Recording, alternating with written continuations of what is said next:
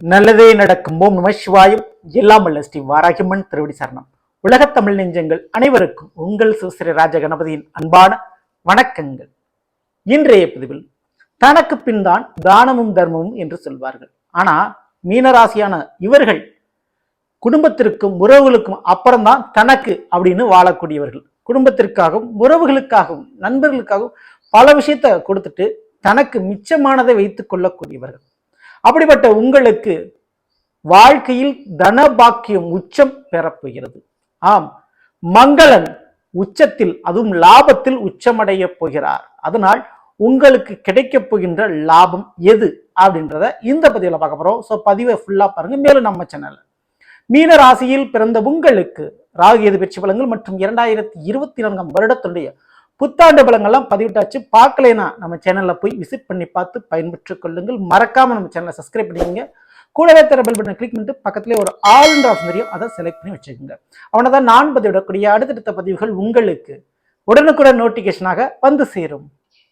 மீன ராசியில் பிறந்த நண்பர்களே, 2024 வருடம் ஜென்மத்தில் ராகு, 12ல சனி, 2ல குரு பகவான். அப்போ 7 சனி ஆரம்பிச்சிருச்சே அப்படின்ற ஒரு அச்சத்துல நீங்க இருப்பீங்க. ஆனா இந்த ஒரு காலகட்டத்தில் கூட நீங்கள் நிம்மதி பெருமூச்சு விடலாம்.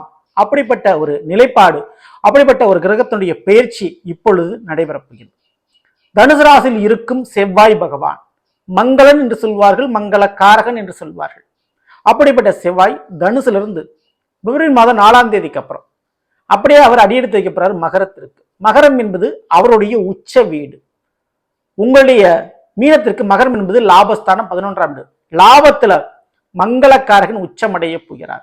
அவர் எதற்கெல்லாம் அதிபதி அப்படின்னு பார்த்தா உங்களுடைய மீனத்திற்கு 2ஆம் வீடு நமிஷத்திற்கும் மற்றும் 9ஆம் வீடான விருச்சிகத்திற்கும் அதிபதியாக இருக்கக்கூடியவர். 2ஆன தனத்திற்கும் குடும்பத்திற்கும் வாக்குக்கும் உரிய கிரகம்.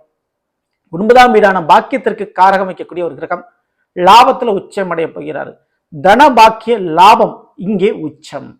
சோ இதன் ரீதியாக மிகப்பெரிய அளவில் ஒரு மாற்றம் உங்களுக்கு நடைபெறப் போகிறது. கழுத்தை நெரித்த கடன் பிரச்சனை கண்டிப்பா இப்பொழுது தீரும், மாறும். சோ ஏன்னா ஒருவருடைய ஜாதகத்துல எதிரியும் கடனையும் நோயும் வீழ்த்தக்கூடிய ஒரு அமைப்பு உருவாகணும்னா செவ்வாய் நல்ல நிலையில இருக்கணும். அதனால செவ்வாய் பயிற்சின்றது ரொம்ப ரொம்ப முக்கியமானது.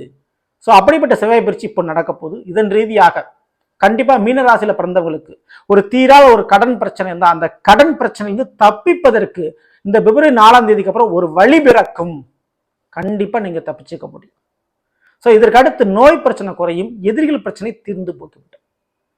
2க்கும் 9க்கும் அதிபதியாக இருக்கக்கூடிய ஒரு லாபத்தில் அமர்ந்திருக்கிறாரு. அப்போ மீனராசியில் பிறந்தவங்களுக்கு திருமண யோகமும், ஏன்னா மங்களக்காரகன், திருமண யோகமும், 2வது குழந்தை பாக்கியமும், குடும்பத்துல வாரிசும் கிடைப்பதற்கு யோகம் அதிகமாகவே இருக்கிறது.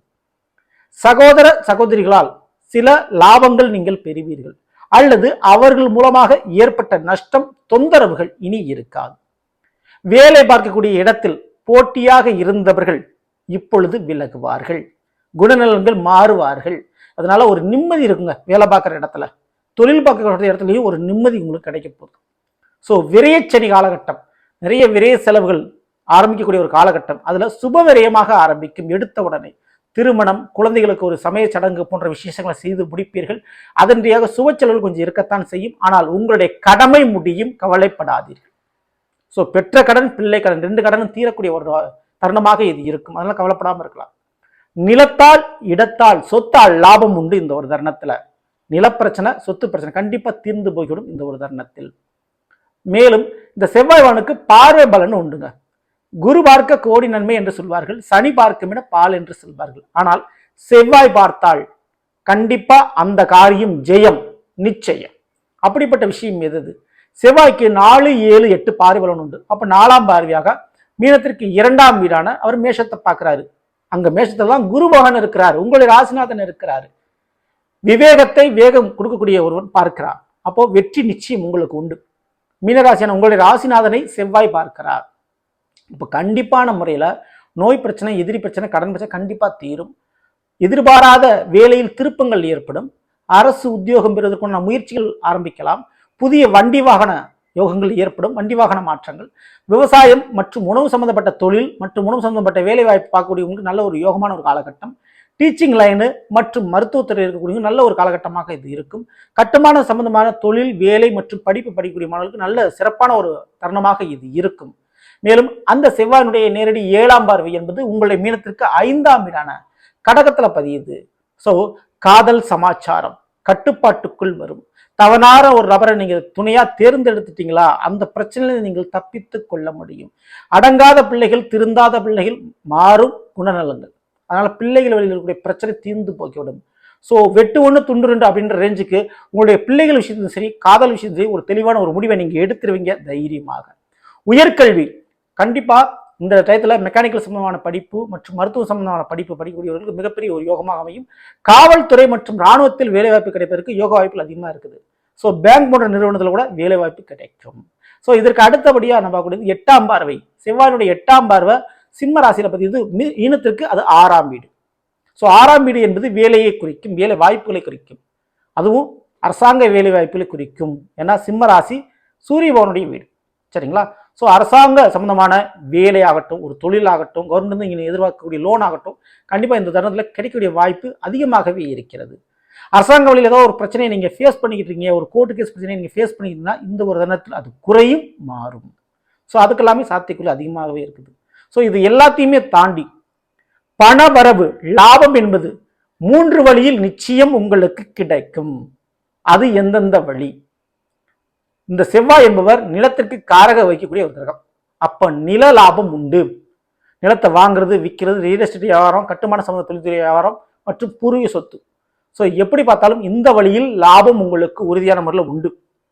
இரண்டாவது, அந்த செவ்வாய் உச்சமடையக்கூடிய வீடு மண் ராசி, மகர ராசி.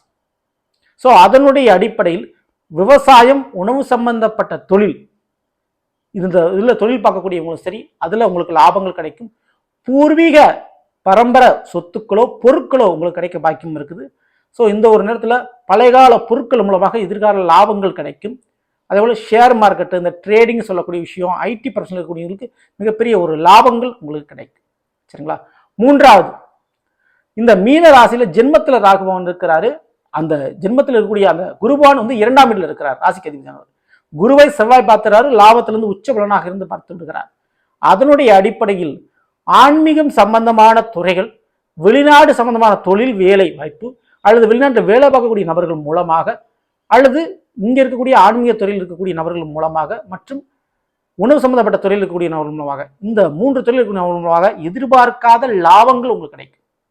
சரிங்களா? ஸோ வண்டி வாகனத்திலையும் லாபங்கள் உண்டு. இந்த 3 விஷயத்திலையும் உங்களுக்கு லாபத்தை நீங்க பார்த்துக்க முடியும், பணத்தை நீங்க சம்பாதிச்சுக்க முடியும். அதனால இந்த வாய்ப்பை நீங்க விட்டுறாதீங்க. மேலும் இந்த ஒரு நேரத்தில் 7.5 சனி, ஏன்னா விரைச்சனி நடந்துகிட்டு இருக்கு இந்த ஒரு காலகட்டத்தில். ஸோ அதனால சனி பகவானுடைய வழிபாடு கண்டிப்பாக பண்றது நல்லது. திருச்செந்தூர் சென்று முருகனையும் வணங்கி விட்டு, அங்கே இருக்கக்கூடிய சனீஸ்வர பகவானுக்கும் ஒரு எள்ளு தீபம் ஏற்றி வணங்கி விட்டு வாருங்கள். கண்டிப்பாக எதிர்பார்த்த நன்மைகள் யாவும் உங்களுக்கு நடைபெறுங்க. சரிங்களா? ஸோ நல்லவர்களே, நாம் இன்றைய பதிவில் மீன ராசியில் பிறந்தவர்களுக்குரிய பலனை பற்றி பார்த்தது நிச்சயமா உங்களுக்கு பயனுள்ள பதிவாக இருக்குன்னு நினைக்கிறேன். பிடிச்சிருந்தா லைக் பண்ணுங்க. மேலும் நண்பர்களுக்கும் உறவினர்களுக்கு இந்த மறக்காமல் ஷேர் செய்யுங்கள். இதுவரை நம்மளுடைய சேனலை சப்ஸ்கிரைப் பண்ணாமல் இருக்கிறவங்க சப்ஸ்கிரைப் பண்ணிங்க. கூடவே பெல் பட்டனை கிளிக் பண்ணிட்டு பக்கத்திலே ஒரு ஆல்ன்ற ஆப்ஷன் தெரியும், அதை மறக்காமல் செலக்ட் பண்ணி வச்சுக்கோங்க. மேலும் அறுதல் நிற்போம். நன்றி, வணக்கம். நல்லதே நடக்கும். நமசிவாயம். எல்லாம் வல்ல ஸ்ரீ வாராகியம்மன் திருவடி சரணம்.